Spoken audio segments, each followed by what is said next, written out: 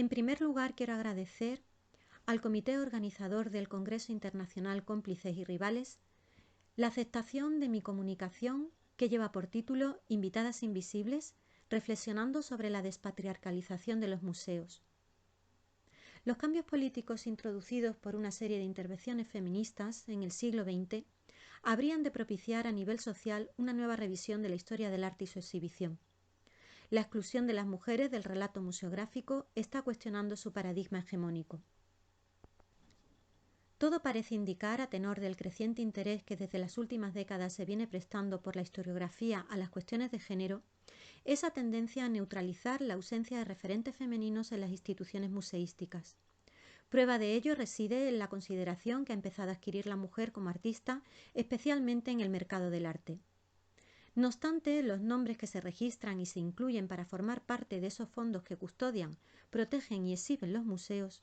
habrían de revelar en el momento presente la exclusividad del inamovible canon masculino, poniendo de manifiesto la estructura patriarcal subyacente en el discurso decimonónico museográfico.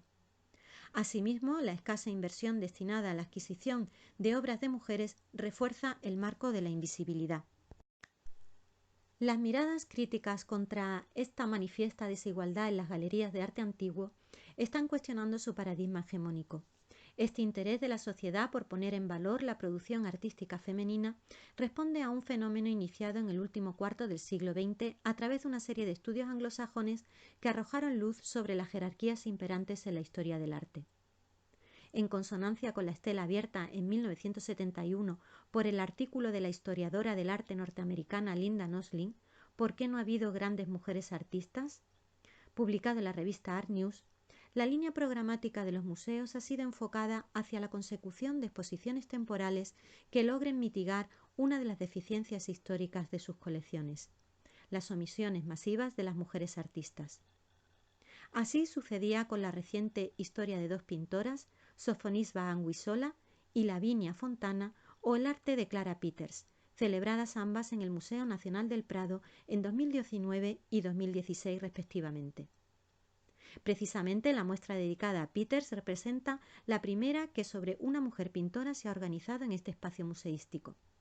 Su propio director, Miguel Falomir, anunciaría al presentarla que no sería una anécdota, sino el capítulo inaugural de una decidida apuesta por otorgar visibilidad al papel de la mujer en la historia. Esta intervención pretende efectuar, a partir de la exposición organizada por el Museo del Prado, Invitadas, fragmentos sobre mujeres, ideología y artes plásticas en España, que reivindica el papel de la mujer en la sociedad a través de las artes visuales, una reflexión sobre los museos como espacios para el diálogo crítico sobre el pasado y el futuro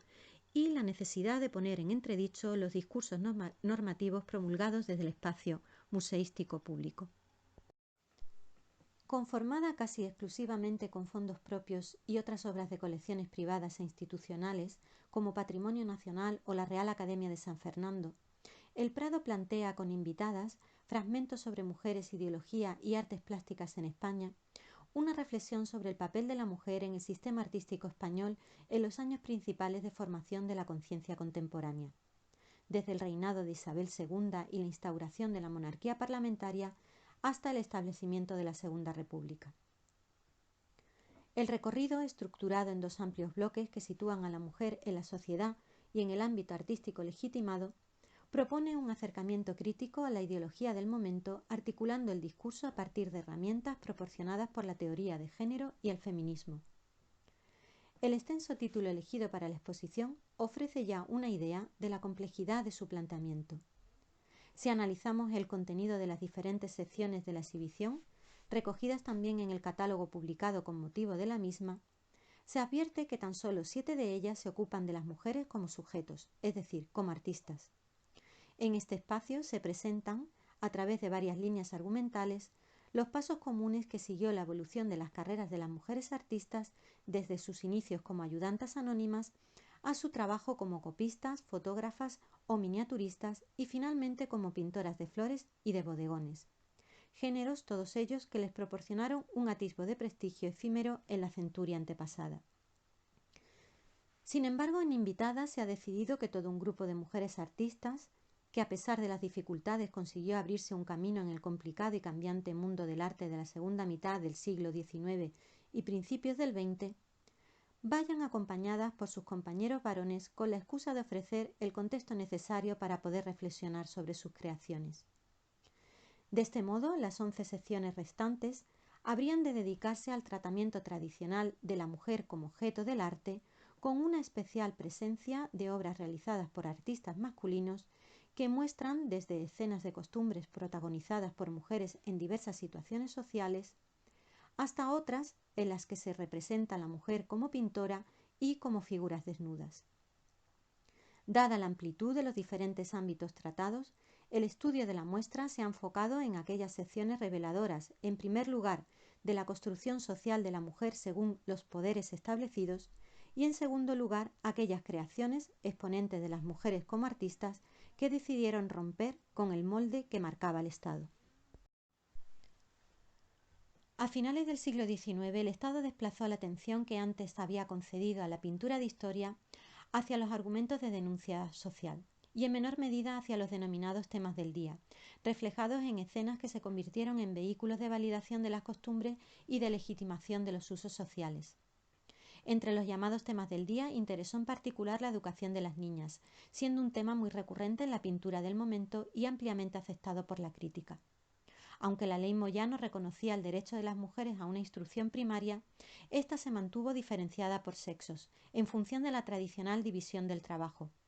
cuestión que motivó permanentes denuncias de escritoras como Concepción Arenal y Emilia Pardo Bazán, las cuales reclamaban en sus escritos la urgencia del acceso de la mujer a una educación pública de calidad,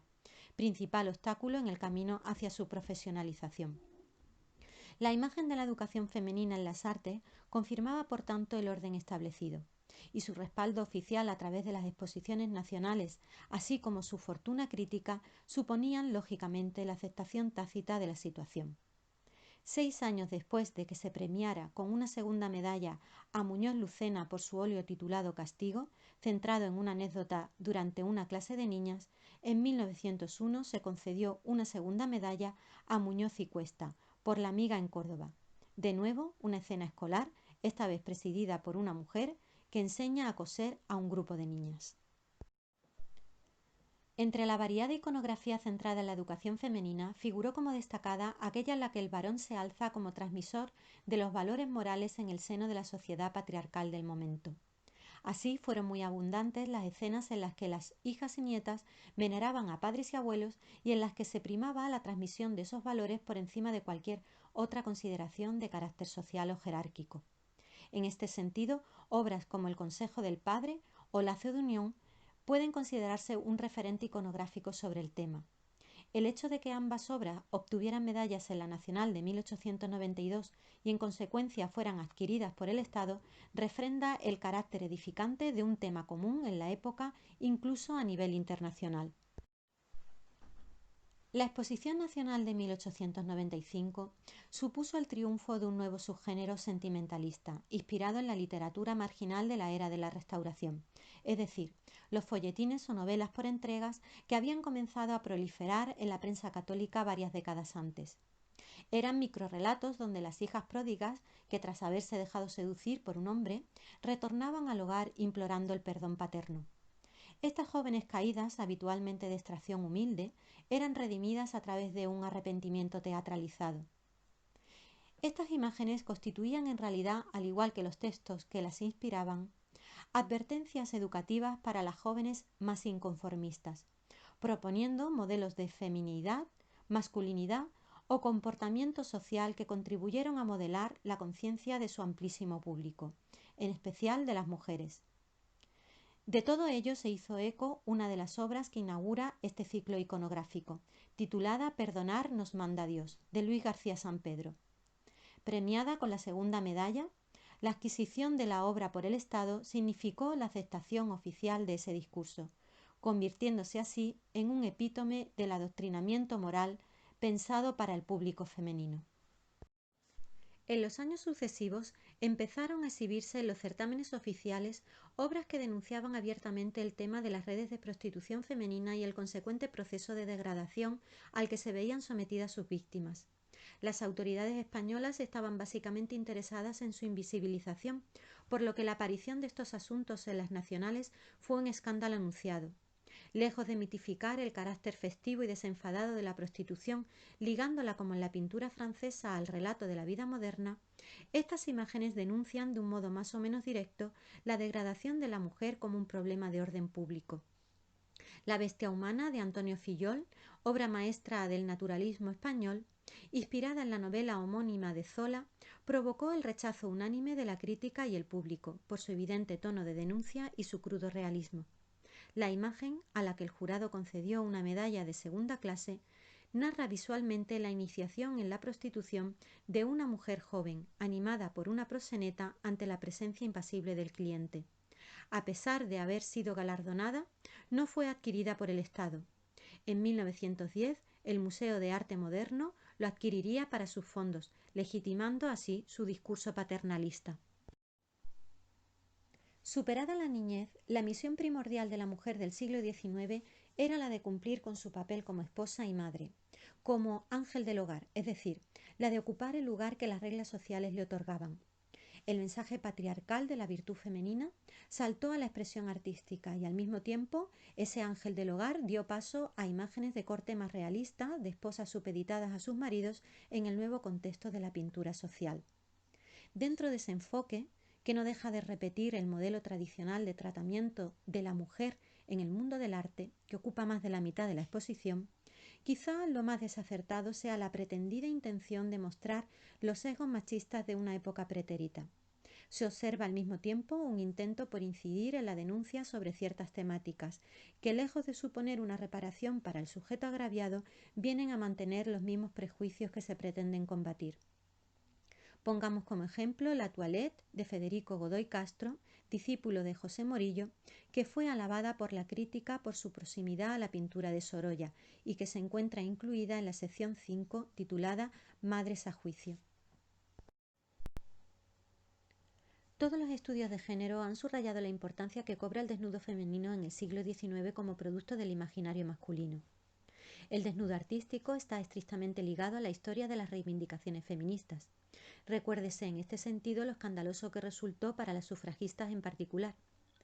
Por otra parte, en el ámbito artístico anglosajón, una serie de investigadoras empezaron a cuestionarse el hecho de que vivían en una eterna dicotomía. Por una parte eran vistas como objeto de la representación del arte y por otra trataban de visibilizarse como sujetos creadores. Es bien conocida la acción de la guerrilla Girls cuando lanzaron a la sociedad norteamericana la siguiente cuestión: ¿tienen las mujeres que estar desnudas para entrar en el Metropolitan Museum?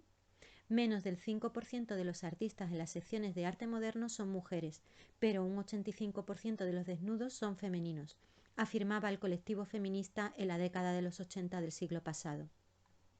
Centrándonos en el asunto que nos concierne en esta intervención, en el siglo XIX se empieza a cuestionar la concepción tradicional del desnudo femenino, asociado históricamente a la exaltación de la belleza ideal, y se incorporan nuevas reflexiones sobre los códigos y límites que debían regir tanto la representación como la percepción de un género que no tuvo equivalente masculino. Diversos artistas finiseculares centraron la mirada en el posado artístico, del que llegaron a participar niñas en su transición a la edad adulta. Más abundante fue la iconografía de las modelos obligadas a desnudarse en los ateliers de los pintores por necesidades económicas.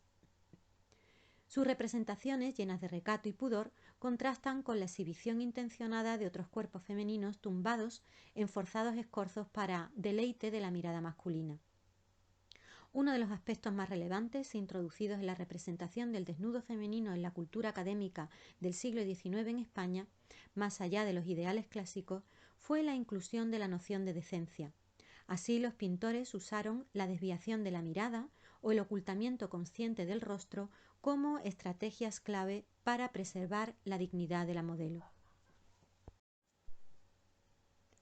Durante buena parte del siglo XIX, la copia de los maestros del pasado fue la actividad artística esencial de las mujeres. Primero se consideró adecuada por decorosa, pero paulatinamente esa actividad, que además paliaba en cierta medida las limitaciones derivadas del veto a su formación académica, se convirtió en un desempeño con posibilidades lucrativas que las llevó a reclamar una consideración profesional.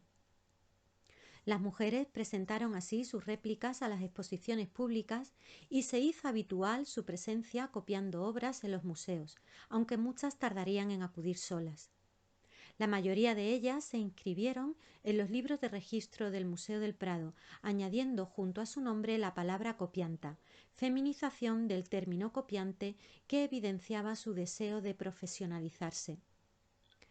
Y solo unas pocas se refirieron a sí mismas como pintoras o artistas. Entre las copistas femeninas que figuran en los registros se encuentran algunas pintoras que llegaron a alcanzar un considerable reconocimiento público como Rosario Weiss o Emilia Carmena, quien sería nombrada pintora honoraria de Isabel II. El principal interés de esta sección es que permite contemplar obras pertenecientes a patrimonio nacional que son de difícil acceso.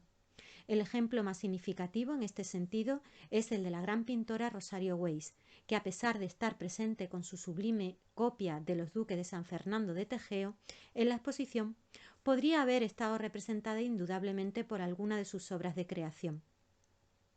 Con carácter de copianta se presenta también a la pintora gaditana de origen ruso Alejandrina Hessler, conocida como Madame Anselma,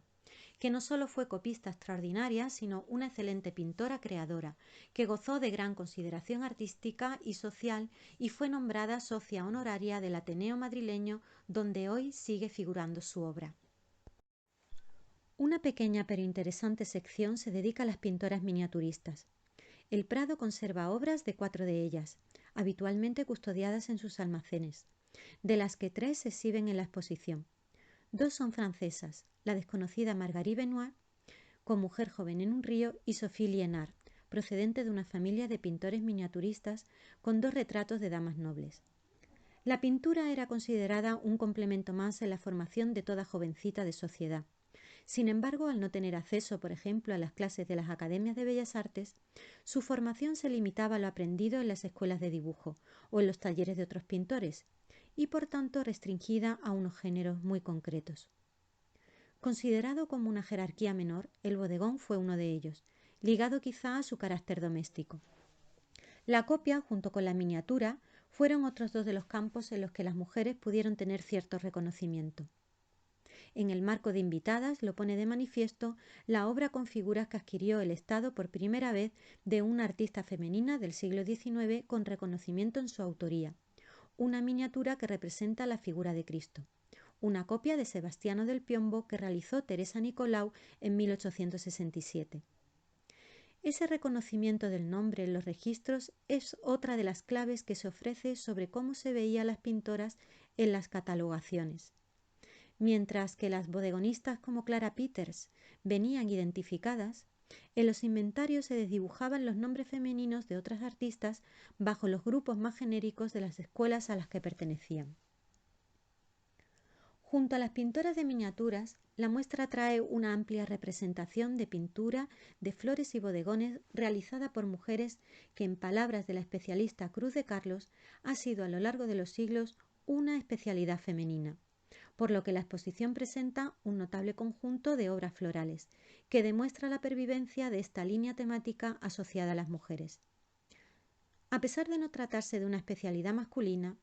el museo expone en sus salas permanentemente la sorprendente cifra de 33 reiterativos bodegones de un mismo pintor, Luis Egidio Menéndez, lo que supone cerca de 1/3 de todas las pinturas dedicadas a este género en este espacio museístico. Si damos por buena esta afirmación, no tenemos más remedio que preguntarnos por qué ninguna de las obras que aquí se muestran están colgadas de forma permanente en el museo. Podríamos hallar respuesta en las palabras de Estrella de Diego cuando afirma que las numerosas exclusiones del siglo XIX parecen ser un asunto basado no solo en absurdos parámetros de calidad y las formas en que ésta impone sus pautas, sino también porque no se encuentra un lugar para ellas en tanto excepciones. Pero, ¿quién establece dicho parámetro? ¿Desde dónde se establece? En el Prado, por ejemplo, algunas bodegonistas o pintoras del género del XIX están excluidas por mujeres, por pintoras del siglo XIX y porque sus cuadros menores no tienen cabida en un discurso que sigue en el museo las líneas de los grandes maestros.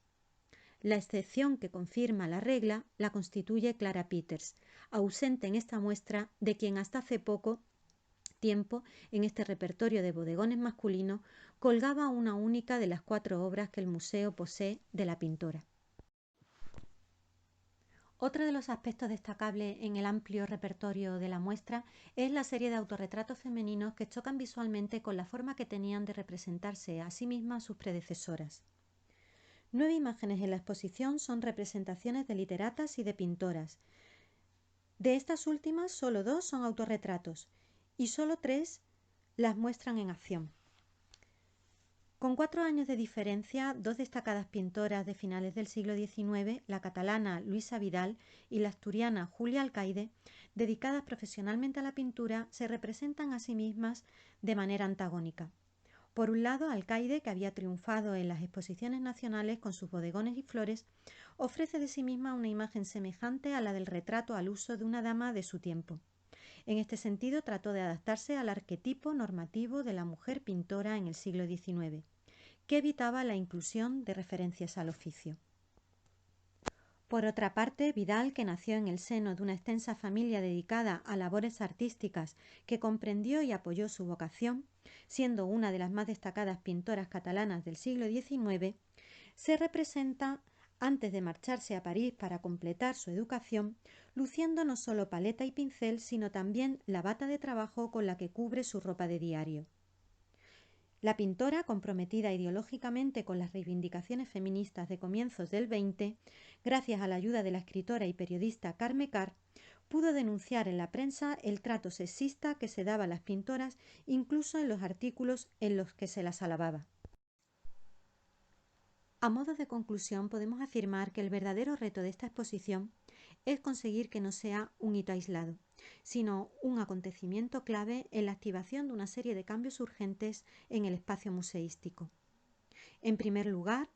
el incremento de la presencia de mujeres artistas en las salas permanentes del museo. En segundo lugar, el impulso de reflexiones críticas y antipatriarcales capaces de dar nuevas respuestas a la todavía candente pregunta de Linda Nosling en los 70: ¿por qué no ha habido grandes mujeres artistas? Y, en último lugar, el avance de la institución hacia una línea programática acorde con el pensamiento feminista. Resulta necesaria la revisión constante de la historiografía del arte, que genere nuevas lecturas propias de nuestro tiempo,